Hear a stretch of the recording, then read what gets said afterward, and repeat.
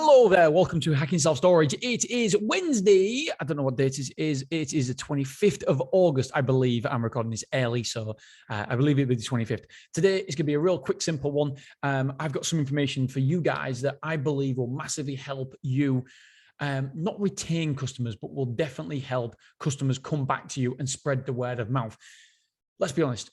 If I look back, like I've done this morning, and look back through my monthly figures and how much percentage of my overall move-ins, square footage, comes from my existing customers, so word of mouth or retaining customers. That's what I'll look at. So word of mouth means obviously my existing customers or my previous customers have told people about how good we are.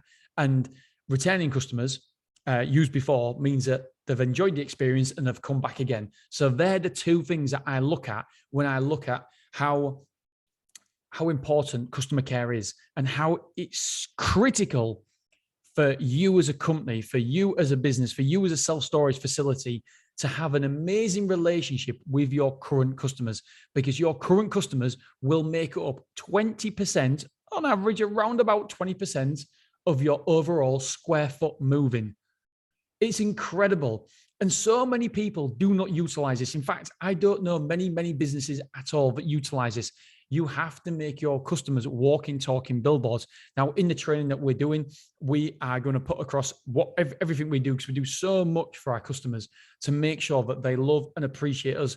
And they almost feel obligated that when somebody talks about self-storage, then they feel guilty that if they don't mention us, they have to mention us. They feel obligated to mention us. And another little thing that we have done that costs, I've got the figures here on my mobile phone, £2.11. It's an absolute no-brainer, but it's that little thing that proves that we go the extra mile, that we care about our customers, that we care about them. And so all it is we've been pricing this up for some time now. And on Saturday, last Saturday, it went live for the first time. And I've got a message here. Starting today, we have ready to go, made up. We have a cardboard holder, and we have 2 bottles of water in it. We have 2 bags of sweets, and we have 2 energy bars or cereal bars, all given to the customer in the room. So we don't actually give them. It's already in their room waiting for them with a little business card that says, it's got a picture on 2 sides. It's got a picture of Stormore on one side and saying thank you. And on the other side, it's got a printed message on it, so we don't have to write it out. It's got a printed message saying, thank you so much. I can't remember the exact words. I wonder if I got it here. Yes, here it is. Hey, welcome to Stormore. Here's a couple of treats for you to enjoy. Love, the Stormore team, Angela, James, Vanessa, and Claire. And so it's just welcoming them to the site and letting them know, look, here's who we are. And if you need us, we're here. Here's all our names. And we want to give you a little treat just to let you know how much you appreciate it. Can you imagine how that would feel for a customer if you went to a site and they was actually giving you something inside the unit just to say thank you? Because obviously it's stressful. Obviously you might get exhausted. You might get thirsty. So we give you a drink. Then an energy bar, because you're moving stuff. And so you need some energy. And even if it's a removal company who are doing it, it doesn't matter, because you're still giving that removal company something, and they may or may not give it to the customer. But if they don't, it doesn't matter, because you're creating that relationship with that removal company as well. A little energy bar and some sweets as well. It goes such a long way, just a little bit of kindness. I promise you that you have to look after your current customers, because they are 20% of your future move-ins. So you need to do whatever it takes to stand out from the crowd to do. And to be honest, let's be honest, you don't need to do a lot to stand out with customer care, because most companies don't do anything for their current customers. And so if you do just a little bit, then my friends, you will stand out. You will be recognizable. You will be known, you'll be liked, and you'll be trusted. And that is critically important.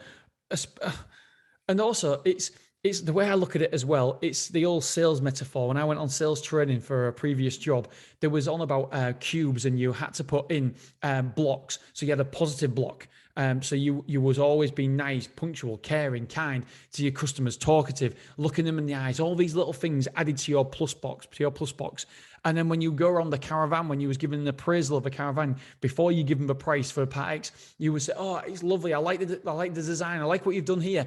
Adding plus boxing, because when you give that price for that Part Exchange, you're going to have so many negatives.